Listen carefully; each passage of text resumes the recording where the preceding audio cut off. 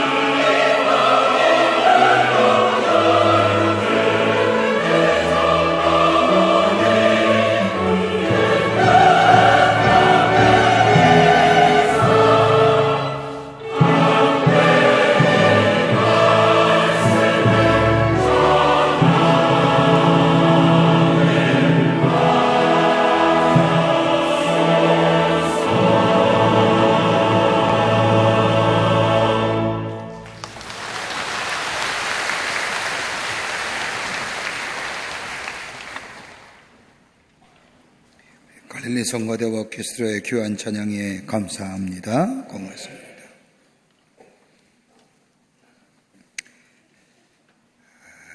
헝가리 축구선수 가운데 푸스카스라고 하는 사람이 있습니다. 헝가리 대표팀이 유럽급 축구대회에서 우승할 때에 결정적인 역할을 한 사람입니다.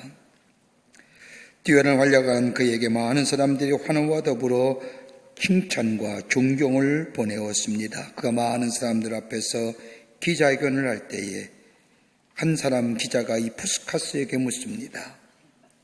어떻게 해서 그렇게 뛰어난 활약을 하게 되었습니까? 라고 묻자 이 푸스카스가 대답하기를 아주 귀한 얘기합니다. 저는 공을 차고 있지 않을 때에는 축구에 대해서 이야기합니다.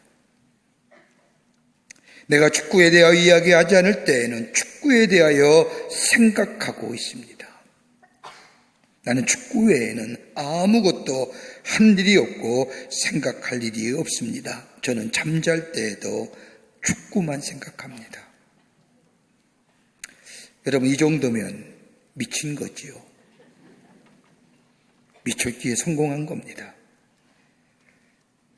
신학자인 제임스 마펫이라고 하는 신학자는 그의 책인 어제란 책에서 보면 신앙생활은 뭐냐? 정의하기를 두 가지로 정의합니다. 그 하나가 신앙생활이란 미치는 거다. 고린도후서 5장 13절의 말씀을 보면 사도 바울이 고백하기를 우리가 만일 미쳐서도 하나님을 위한 것이요 만일 정신이 온전하여도 너희를 위한 것이니라고 말한 것을 읽을 수가 있습니다. 바울은 자신을 가리켜서 하나님에게 미친 사람이라. 나는 예수께 미친 사람이고 나는 하나님께 미친 사람이라고 자기 자신에 대하여 고백하는 것을 들을 수가 있습니다. 예수님도 미쳤다고 말씀드렸잖아요. 마가복음 3장 21절의 말씀을 보면 예수의 친족들이 듣고 붙들러 나오니 이는 그가 미쳤다 함이로라. 예수님을 향하여 미쳤다고 사람들이 말했다는 겁니다. 여러분, 미쳤다는 게 어떤 걸까요? 이성을 잃거나 실성했다는 이야기는 아닐 겁니다. 어떤 일에 열중하고 그 외에는 생각하지 않았다는 말일 겁니다. 그 외의 일에는 전혀 마음도 생각도 끌리지 않았다는 것일 겁니다. 한 가지에 몰두하는 것으로 즐거움을 삼는 것을 이야기할 겁니다. 남이 보기에는 딱해 보이지만 본인은 행복한 겁니다. 이게 미친 겁니다. 베토벤의 하루는 식당에서 점심 식사할 때였습니다. 식사를 주문하려고 하는데 갑자기 악상이 떠오르는 겁니다.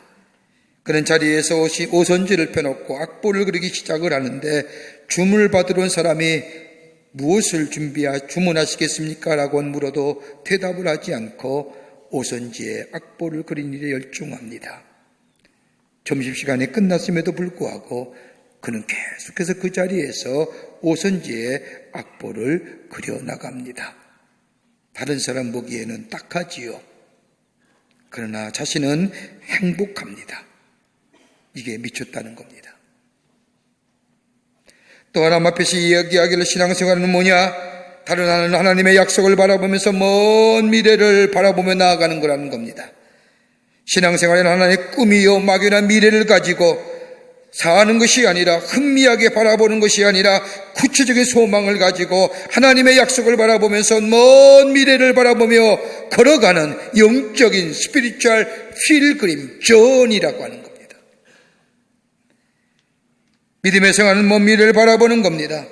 지금 처해진 현실에 만족하지 않고 하나님의 약속 위에 먼 미래를 바라보며 나아가는 것, 멀어져가는 세상에 대하여 아쉬워하지 아니하고 다가올 미래의 소망의 세계를 바라보며 걸어가는 삶이 믿음의 생활이라는 겁니다. 하나님의 약속의 성취를 바라보면서 살아가는 것, 그러기에 하나님 나라가 점점 가까워짐에 더 밝은 미래가 내게 다가오매 기뻐하며 감사하며 사는 인생이라는 겁니다. 여러분, 그렇습니까? 멀어져가는 게 아깝진 않습니까? 아쉬워하진 않습니까? 아닙니다. 더 다가올 밝은 미래, 우리에게 약속하신 그 하나님의 약속의 세계가 내게 가까이 옴을 기뻐하며 바라보며 사는 인생. 이게 믿음의 생활이라는 겁니다. 그런 의미에서 오늘 본문의 말씀은 바울이 이러한 믿음의 여정을 거는 우리들에게 어떤 믿음의 생활을 해야 하나님이 기쁘시는 삶, 정말로 저 사람은 하나님 앞에 하나님의 나라의 백성으로 하나님 백성답게 산다고 이야기 드리며 우리를 통하여 하나님의 이름이 증거되는 삶으로 살아갈 수 있을까? 그 말씀을 오늘 본문의 말씀을 통하여 우리에게 해주시고 계시는데, 결론적으로 이 말씀하는 겁니다. 부지런하여 게으르지 말고 열심을 품고 주를 섬기십시오. 부지런하여 게으르지 말고 열심을 품고 주를 섬기라는 겁니다. 어떻게 보니 이 말씀은 우리가 어떻게 주님을 섬기며 살 것인가에 대하여 분명하고도 간결하게 우리에게 말씀하고 계십니다. 유진 피터슨 목사님이 쓴 메시지라는 성경을 보면 이 말씀을 이렇게 적고 있습니다. 지쳐나가 떨어지지 않도록 하십시오. 늘 힘과 열정이 가득한 사람 되십시오. 언제든 기쁘게 주님을 섬길 준비를 갖춘 종이 되십시오라고 적고 있음을 읽을 수가 있습니다. 저는 어떻게 말씀을 준비하면서 제 사무실에 있는 기도실에 기도하러 들어갔다가 연초에 여러분이 기도 제목 있는 것을 우연히 볼 수 있는 기회가 됐습니다. 기도하는 마음으로 한 장씩 읽고 나가는데 제가 읽었던 많은 분들의 첫 번째 기도 제목이 뭐냐? 올해는 하나님 잘 믿는 사람 되기를 원합니다. 올해는 열심으로 주를 섬기는 자가 되기를 원합니다. 내 가정이, 내 삶이, 그리고 내가 속한 공동체가, 우리의 자녀들이 모두가 한결같이 첫 번째 기도 제목이냐? 하나님 잘 섬기고 열심으로 섬기는 가정 되기를 원한다고 하는 것이 기도 제목인 것을 볼 수 있었습니다. 어떻게 해야 주님 잘 섬기는 열심 있는 그리스도인의 삶으로 하나님의 선한 영향력의 주인공이 될 수 있을까요? 오늘 본문은 바울은 그런 의미에서 오늘 우리에게 귀한 교훈과 더불어 영적인 도전의 말씀을 하고 계십니다. 본문 중심으로 몇 가지로 함께 말씀을 나누며 은혜 받기를 원합니다. 첫째는 다름이 아니라 섬기는 생활하는 겁니다. 어떻게 해야 열심으로 주를 섬깁니까? 어떻게 해야 열심으로 주를 믿는 겁니까? 어떻게 해야 잘 믿는 겁니까? 라고 하는 이 질문에 바울은 딱 한마디로 섬기는 자의 삶을 살아야 되느니라. 주를 섬기되 다름이 아니라 열심으로를 가지고 주를 섬기라는 겁니다. 여러분, 이와 유사한 말씀이 고린도후서 5장 15절 말씀에 바울이 말하기를 저가 모든 사람을 대신하여 죽으심은 산자들로 하여금 다시는 저희 자신을 위하여 살지 않고 오직 저희를 대신하여 죽었다가 사신 자를 위하여 살게 하려 함이라고 하는 말씀처럼, 여러분, 우리가 예수님께서 우리를 위하여 죽으신 것이 다름이 아니라 우리의 자신을 위하여 살지 않고 우리를 위하여 죽으신 그분을 위하여 살게 하시기 위해서 우리를 대신하여 십자가에 달려 돌아가셨다는 겁니다. 여러분, 예수님이 땅에 오신 목적이 어떤 걸까요? 궁극적으로 우리의 구원인데 우리가 구원받았다는 게 어떤 걸까요? 다름이 아니라 삶의 방법이 변화된 것이 아니라 삶의 목적이 변화되었다는 것이 구원받은가의 증거입니다. 그동안 나를 위해 살았다고 한다면, 나 자신을 위해 살았다고 한다면 이제는 나를 위하여 사는 것이 아니라 나를 위하여 죽으신, 나에게 새로운 생명과 영원한 소망을 허락해 주신 예수 그리스도를 위하여 살아가도록 우리의 삶의 목표가 달라졌다고 하는 것이 바로 구원받은 자의 백성의 모습입니다. 여기에 정체성이 있는 겁니다. 그리스도의 자기 가치와 자기 중요성은 이제 나를 위해 사는 것이 아니라 나를 새롭게 하시기 위해서 살리신 예수 그리스도를 위하여 살아가는 인생. 그러게 바울은 고린도전서 6장 20절 말씀에 예수 그리스도의 피의 값으로 사심받은 저절로 내가 하나님의 백성이 된 것이 아니라 예수께서 나를 위하여 십자가에 그 피를 흘리심으로 나를 사셨다는 겁니다. 나는 내 삶의 주인이 이제 내가 아닙니다. 누구요? 예수입니다. 예수께서 내 삶의 주인 되십니다. 그러기에 바울은 고백하기를 내가 예수 그리스도의 흔적을 가졌노라. 헬라어로 말하는 흔적이란 스티그마. 여러분, 옛날에 소와 양을 목축할 때, 기를 때에 이 소와 양은 내 것입니다라고 소유권을 주장할 때 찍는 것이 스티그마, 흔적이라는 겁니다. 나는 이제 예수의 흔적 가진 사람이라. 내 삶의 주인은 내가 아니라 예수가 내 삶의 주인이다. 내 마음도 주의 것이고 내 생활도 더 나아가 나의 소유도 나의 물질도 다 주님의 것이다. 여러분, 이것이 분명할 때에 여기에 섬김이라는 것이 시작되는 겁니다. 이게 불분명하니까 섬기지 못하는 거예요. 다 주님의 것입니다. 주님의만을 위해 쓰임받는 겁니다.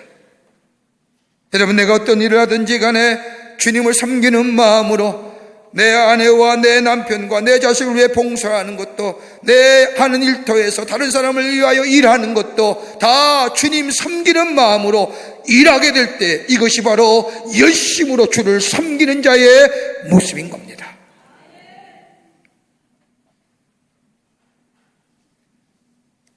주님을 섬기는 마음으로 내 삶의 자리에서 최선의 삶으로 열심으로 살아가는 것, 더 나아가 오늘 성경 말씀을 보면 구체적으로 뭘 얘기하느냐? 이웃 섬기는 겁니다. 이웃과 더불어 섬기는 삶을 살아가는 것, 이게 바로 그리스도인의 생활이라는 겁니다. 그러기에 10절 말씀을 보면 형제를 사랑하여 서로 우애하고 존경하기를 힘쓰며, 13절에 와서는 좀 더 구체적으로 성도들의 쓸 것을 공급하며 손대접하기를 힘쓰라는 것. 대접하는 거예요. 주는 삶이에요. 여러분, 예수님이 이 세상에 오신 목적이 뭡니까? 두 가지로 설명하지 않습니까? 하나는 섬기려 했고 또 하나는 주로 왔다는 겁니다. 여러분, 가만히 생각해 보세요. 왜 우리의 삶이 피곤하고 지치고 원망과 불평이 많고 허탈감과 불안과 좌절 속에, 공허감 속에 사는 인생이 어떨까요? 왜 그럴까요? 많은 이유를 얘기하지만 가만히 우리의 삶 속에, 내 마음 속에 깊은 자리에 자리 잡고 있는 이 문제 생각해 보면 받으려 하기 때문이에요. 받으려 하기 때문에. 그게 충족이 안 되니까. 내가 준 만큼 받아야 되는데, 내가 사랑을 이만큼 주면 내 그 사랑의 대가가 돌아와야 되는데, 내가 땀 흘렸으면 그 열매가 돌아와야 되는데, 내가 헌신했으면 그 열매가 돌아와야 되는데, 열매가 돌아오지 않으니까 원망하고 불평하고 허탈해가고 불안하고 공허하고.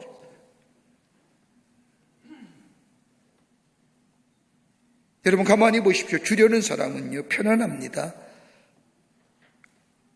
주려는 사람은 편안해요. 어떤 사람을 보면 주면서 말 많이 하는 사람, 여러분 그거 받지 마세요.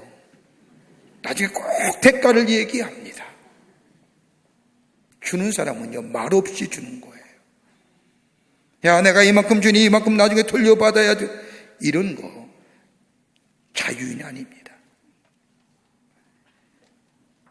여러분, 우리의 마음속에 잊지 마세요. 언제나 보상의 심리가 자리 잡고 있습니다. 그러기에 무엇인가 주면 받아야 됩니다. 그러나 깨끗한 마음으로 주는 자, 진정한 자유입니다. 예수님이 나를 구원하셔서 나의 삶의 목표가 달라지게 하신 것, 이제 내가 나를 위해 사는 것이 아니라 예수를 위해 사는 삶, 내 삶의 목표가 달라지는 것, 그렇게 다 주신 것이 내 것이 아니라 주님의 것이라고 생각하며 다른 사람을 향하여 주며 섬길 수 있는 삶, 그게 열심으로 섬기는 거예요. 열심으로 믿는 거예요. 광란하고 광기를 가지며 뭔가 대단한 것처럼 휘젓고 다니며 마치 열심히 있는 것 같지만 그게 열심이 아니라 내 삶의 목표가 달라지고 내 모든 것이 다 주님의 것이며 나의 모든 것이 다 주의 것이라고 고백하며 나조차도 그러기에 내게 있는 것, 다른 사람을 향하여 섬기는 일에, 다른 사람을 주는 일에, 이게 열심으로 예수 믿는 거예요. 저는 지난 주간에 우리 매년마다 하는 얘기지만 의료선교위원회에서 올해 여름에 의료선교를 다녀오고 보고서를 가지고 들어오셔서 책상에 앉아서 그 보고서를 가만히 읽으면서 제가 큰 은혜와 감동이 됐습니다. 무려 한 70명 가까운 우리 의료선교위원들이 세계 나라에 흩어져서 그 바쁜 해 병원 문을 닫고 그곳에 가서 아픈 사람을 돌보며 복음을 전하고 왔습니다. 가만히 얼마나 많은 사람들을 치료했나 이렇게 제가 숫자를 세어보니까 무려 일주일 동안 그 세 나라에서 치료한 숫자가, 환자 수가 4,500명입니다. 서울서는 꿈꾸지도 못할 숫자예요.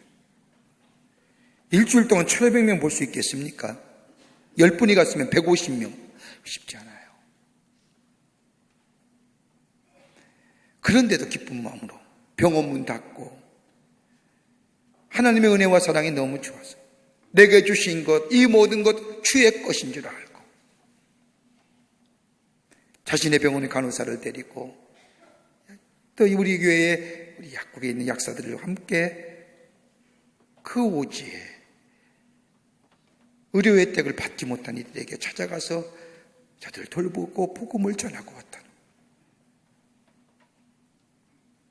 그리스도의 정체성이 아니면 불가능한 일이지요.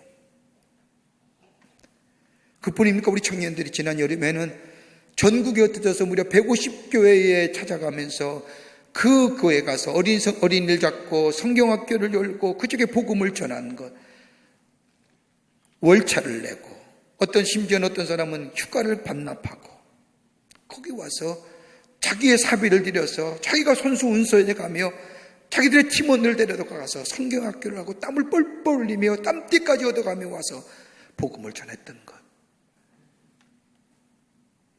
어떻게 우리 교회에서 저 잠실체육관에서 2019년 성령왕국 청년대회를 여는데 무려 그 체육관을 꽉 차서 하나님 앞에 찬송하며 말씀을 들으며 기도하는 얼마나 은혜가 됐는지 모르고 그 수많은 청년들이 무려 13,000명, 14,000명 되는 청년들이 그 자리에 꽉 차서 복도까지 앉고 그래서 찬송하며 기도하게 돼요. 우리 청년들이 섬김으로써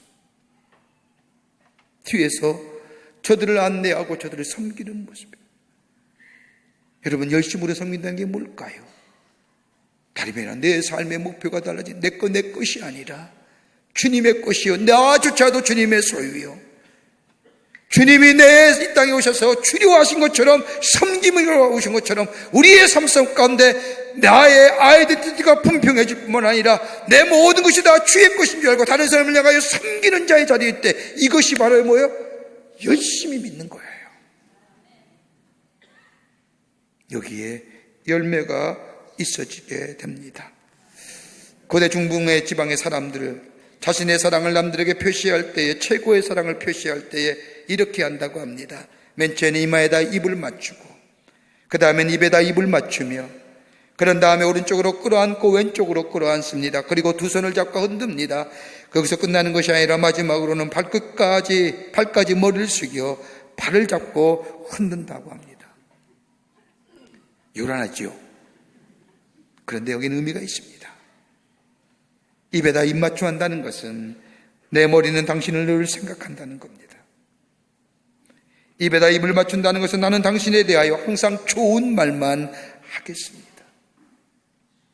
오른쪽으로 끌어안고 왼쪽으로 끌어안는다는 것은 나는 당신의 좌우에서 항상 당신을 보호하겠습니다.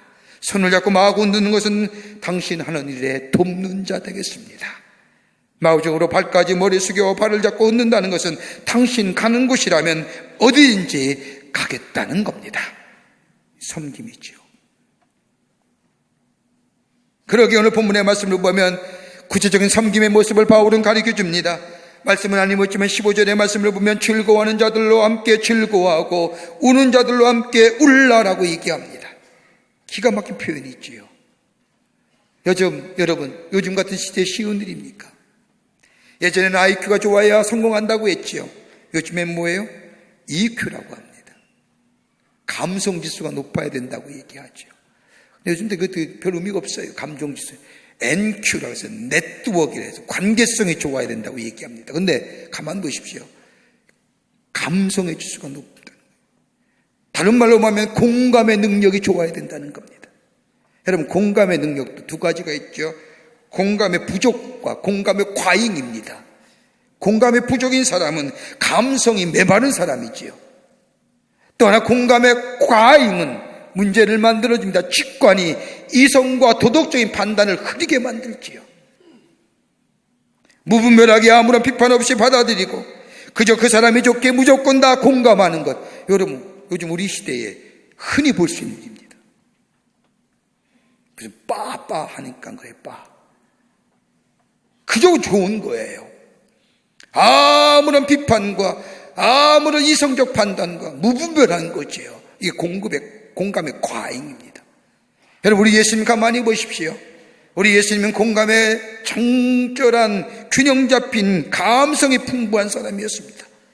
냉철히 판단하시고 비판하실 때는 무서울 정도로 저들의 아픈 폐부를 찌를 뿐만 아니라 정말로 내가 아파하고 같이 기뻐하고 같이 즐거워하는 자는 함께 울기도 하고 함께 웃기도 하며 함께 슬퍼했던 예수님이에요.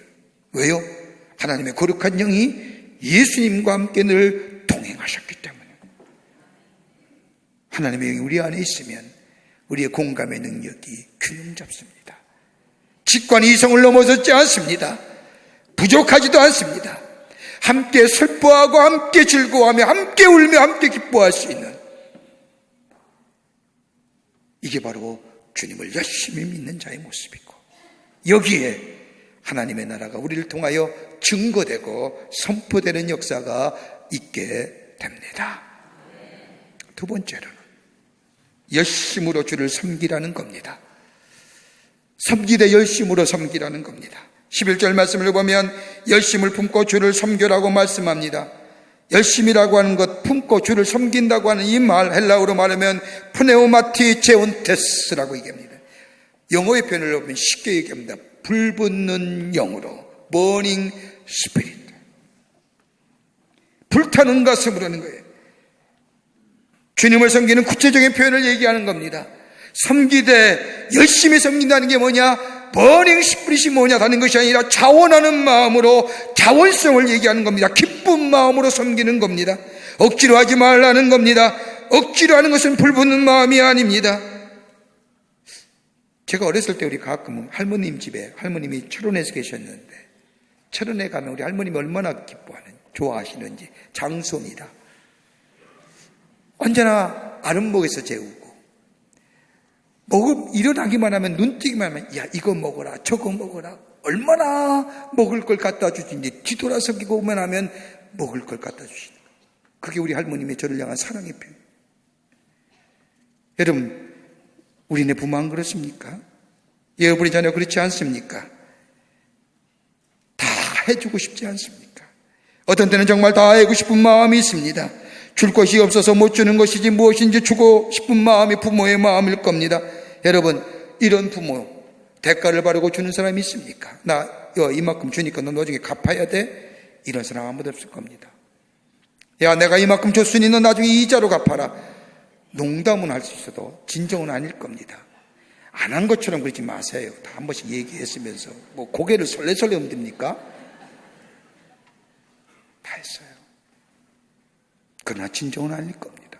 알 수만 있다면 다 주고 싶고, 보상받고자 하는 마음이 아니라 깨끗한 마음으로, 이것이 열심인다는 겁니다. 주님을 섬기는 일에 깨끗한 마음이 있어야 됩니다. 그러게 사도 바울은 구체적으로 로마서 12장 14절의 말씀을 보면 너희를 핍박하는 자를 축복하라, 축복하고 저주하지 말라. 12절에 와서 19절에 와서는 너희가 친히 원수를 갚지 말고 노하심에 맡기라. 기록하였으되 원수 갚는 일은 내게 있느니라 하시면서 내 원수가 줄이거든 먹이고 목마르거든 마시우라 하십니다. 여러분, 쉽지 않죠. 안 받으려고 한다면 원수가 줄이고 목마르면 먹여야 하고 주어야 한다는 겁니다. 원수라고 해서 그냥 치우치지 말라는 겁니다. 주되 먹이되 갚는 것은 누가요? 내게 있는 거예요. 하나님께. 여러분, 다윗의 모습을 가만히 보십시오. 다윗이 아들의 압살롬의 반란을 통해서 아무것도 않지 맨발로 다윗성에 나와 감난산으로 도망갑니다. 그때에 감난산에 도망갈 때에 다윗 앞에 나타난 사람이 누구냐? 베냐민 지파의 시므이입니다. 시므이가 나타나서 다윗을 보고, 도망가는 다윗을 보고 손가락질하며 혀를 찹니다. 한심한 지고, 얼마나 일생에 죄를 졌으면 아들에게 반란을 당하여 도망가느냐 하면서 손가락질하며 비웃는 그 시므이. 그때에 다윗을 따르던 장군이 왕이여 저 시므이를 죽일까 할 때에 그러지 말아라, 저 또한 하나님이 저를 통하여 나에게 하시는 말씀이니라. 그렇게 받아들이고 시므이를 놔두지요. 그런 후에 다윗이 다시 요압장으로 인하여 압살롬의 반역군을 다 반란군을 제압하기 위해 다윗성에 들어왔을 때 제일 먼저 다윗 압방에 나빠 머리를 조아린 사람이 누구냐? 시므이예요. 여러분 어떻게 하시겠어요? 저놈은 자식, 내가 도망갈 때는 언제고 내가 왕이 됐으니. 다윗은 그러지 않아요. 제일 먼저 시므이가 와서 다윗 앞에 엎드려서 자기 지파 사람을 데리고 와서 이 고백합니다. 내가 그때는 뭐에 쓰였는지 모르지만 진정 아니었습니다. 이제는 당신이 나의 주군이고 당신에게만 충성하겠습니다. 믿을 만할까요? 한 번 배신한 사람은 못 믿습니다. 그런데 다윗은 그를 뭐요? 품어요. 그리고 용서해줘요. 그리고 그 심판은 누구에게 맡겨요? 하나님께 맡겨요. 이게 다윗에 대한 점.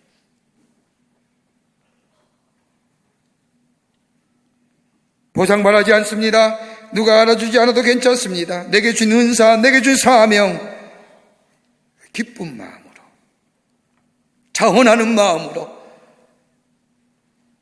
섬김의 삶으로 살아가. 이게 열심으로 주를 섬기는 거예요. 이게 믿음 좋다는 겁니다. 이게 신앙생활 한다는 겁니다. 그럴 때에 하나님의 약속이 성취가 우리 가운데 이루어집니다. 끝으로 부지런히 하라는 겁니다. 일하되 열심으로 섬김으로 그리고 부지런히 하라는 겁니다. 오늘 12장 11절의 말씀을 보면 부지런히라고 하는 얘기가 나옵니다. 부지런하다는 뜻은 지속하다는 겁니다. 지속적으로 정성을 다하여 일하는 것을 말합니다. 내게 주신 것에 대하여, 내가 할 수 있는 것에 대하여 감사하며 그것이 정성을 다하여 일하라는 겁니다. 여러분, 우리로 하여금 정성을 다하여 주신 것에 감사하며 일할 수 있는 원동력이 어디 있을까요? 믿음 없으면 안 됩니다. 믿음 없이는 안 되는 거예요. 하나님이 주신 것, 하나님의 존재를 하나님의 인식하면서 하는 것, 그 믿음 없이는 다른 사람을 향하여 지속적으로 정성을 다하여 감사하며 일하기 쉽지 않습니다. 얼마 전에 한 책을 읽다가 제가 감명 깊게 읽은 길 한 거 있습니다. 그 길에는 의사 선생님이 쓴 짧은 자신의 고백입니다. 그 의사 선생님, 글을 쓴 의사 선생님의 할아버지도 의사였는데 그 할아버지가 손자인 의사 손자에게 남겨준 말입니다. 이렇게 썼습니다. 환자가 오거든 두 손을 모으고 환자에게 사죄하는 마음으로 봉사하라. 내가 의사로도 제대로 못해서 당신이 병들었습니다. 병미비할 때에 내가 고쳐야 되는데, 그때 돌보아야 하는데 중병이 되어 왔으니 책임은 내게 있습니다. 죄송합니다. 사죄하는 마음으로 환자를 돌보라 하는 거예요. 얼마나 감동되는 얘기입니까?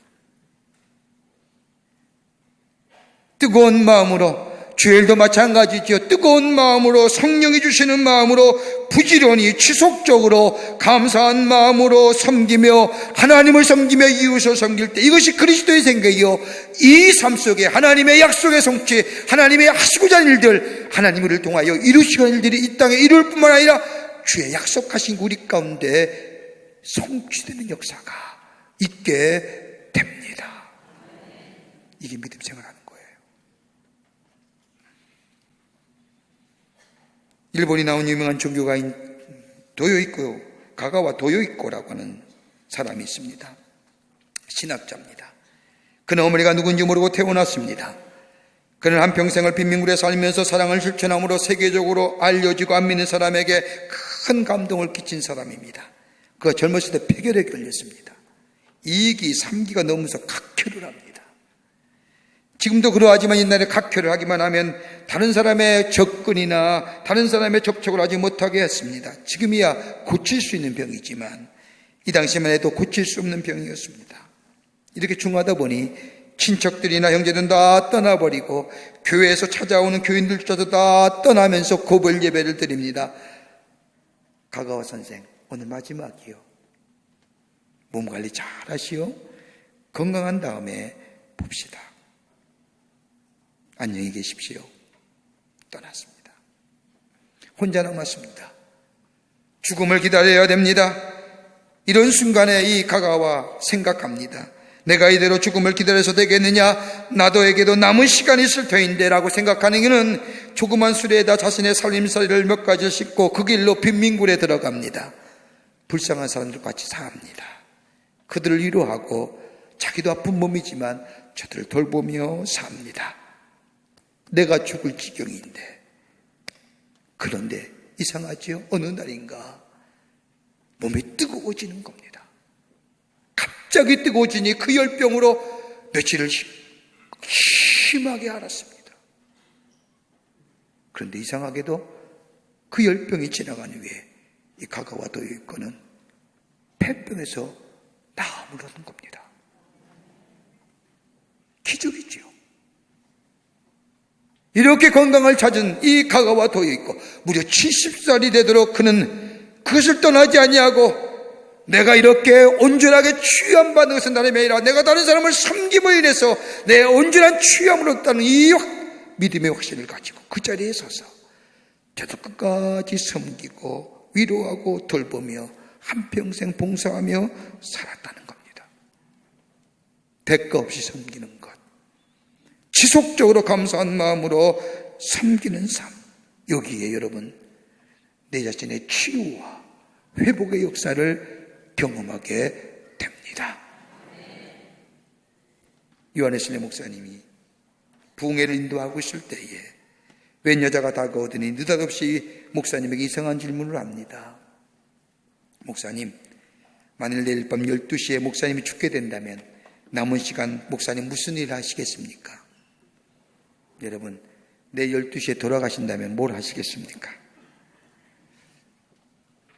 이 질문을 받은 요한웨슬리 목사님이 자신의 포켓에서 수첩을 떠 꺼내더니 내가 할 일은 여기에 다 적혀져 있습니다. 원래의 계획대로 할 것입니다. 하던 일을 그대로 할 것입니다. 라고. 오늘 사는 우리의 삶, 내가 늘날하되 주님 오시는 날이 부르신 날까지 지속적으로 감사한 마음으로 우리 믿음의 경주, 믿음의 삶을 살아가는 삶이 우리 예수 믿는 삶이요, 섬기며 부지런하며 열심으로 섬기는 것, 이것이 바로 참된 그리스도인의 삶이요, 열심 있는 그리스도의 삶이요, 여기에 하나님의 놀라운 은혜와 축복이 임하게 될 줄 믿습니다. 이런 믿음으로 주님을 기쁘시게 하는 삶 살아가시는 여러분과 저와 되시기를 주의 이름으로 축원합니다. 지금은 우주 예수 그리스도의 크신 은혜와 하나님 아버지의 한량없으신 사랑하심과 성령님의 교통하심과 교제하심과 인도하심이 주의 전에서 하나님의 성호를 찬양하며 주의 말씀 가슴에 품고 저 세상에 나가 하나님을 열심히 섬기는 자로 주님을 높이는 자로 살기로 결단하고 성전의 문을 나서는 당신의 거룩한 백성들과 영상을 통하여 하나님 앞에 예배드리는 한국교회 성도들과 그 밖의 거룩한 백성들을 위해 주께서 지금으로부터 영원토록 함께 하시기를 간절히 축원하옵나이다. 아멘. 좋으신 하나님, 좋으신